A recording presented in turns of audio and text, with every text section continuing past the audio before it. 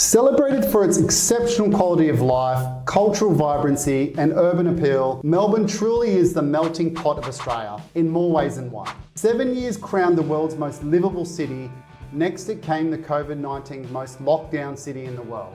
A booming property market from 2020 to 2021, then reverse growth of 9.3% in January of this year. It even redrew its border to claim the suburb of Melton this year, shortcutting the line to making Melbourne officially the largest city in Australia. Diversity and the occasional boil over seem to be integral parts of the evolving, captivating character, which make it always an interesting time when predicting what it's going to do next. And once again, just this September quarter, it did it again, a 4.3% recovery bid. So with this 4.3% rise in housing values, has it turned the corner and set for more growth in the short term?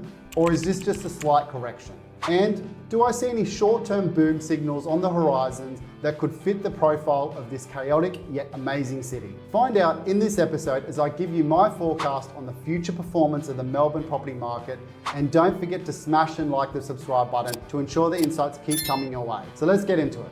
So starting off with the good news. Consumer sentiment has risen after 8 consecutive monthly gains since the January trough. When people talk about supply and demand, they don't realise how much sentiment or confidence really comes into play on the demand side. If we look at the core logic statistics, we can see that the year-on-year comparisons illustrate pretty similar conditions to the 2022 decline in prices from the height of the COVID housing boom peak nearing the end of 2022. So, should investors be concerned? I don't believe so. The upturn in the Melbourne market during September can be attributed to multiple factors. One of the key contributors is the expected surge in advertised property listings as we head into the warmer season.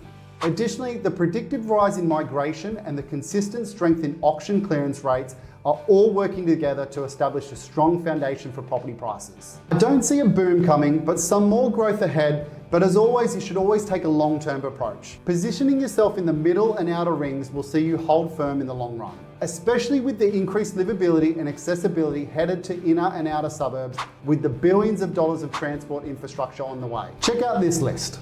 The $15.8 billion Northeast Link Road, which will transform how people move around the city. The $11 billion Melbourne Metro Tunnel, which will allow more than 500,000 additional people per week to use Melbourne's railway system during peak periods. The $10 billion Westgate Tunnel. The $10 billion Melbourne Airport Rail Link is a game-changing public transportation project that for the first time connects Melbourne Airport to Victoria's rural and metropolitan train network. The M80 Ring Road upgrade, $2.25 billion, and the Monash Freeway upgrade, which is $1.37 billion. Plus the Monash rail line, which is $475 million, and the Frankston to Baxter rail line, which is $225 million upgrade.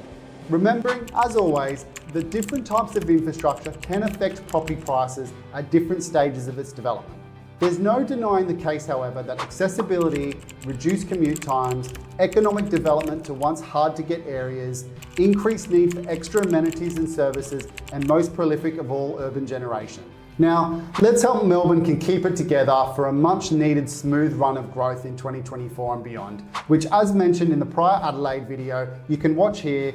And if you haven't watched it already, it largely depends on interest rates staying steady from start to drop, no large shoot up of listings, and lending constraints subsiding. Time will tell, but then again, smash and like the subscribe button, and I'll see you in the next property market update. Cheers, guys.